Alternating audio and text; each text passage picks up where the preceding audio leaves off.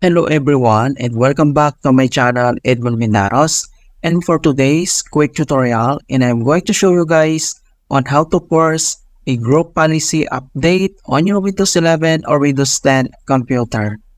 So by default, group policy gets updated every 19 minutes results. And without further ado, let's go ahead. So all you have to do is open up on search menu.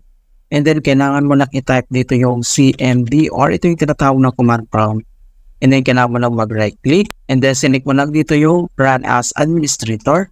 If you receive user account control, and then click mo lang itong yes.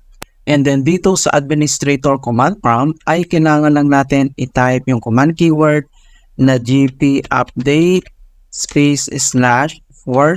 Ayan. So, ito yung kailangan mo i-type gpupdate/force and then press mo lang yung enter.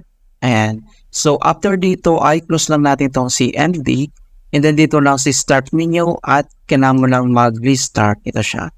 Okay, so ganoon na po kasimple on how to use gpupdate command to force a group policy update technicians on local or remote computer. And please don't forget to like this video, subscribe to my channel for more quality content. Thank you guys and see you in my next tutorial.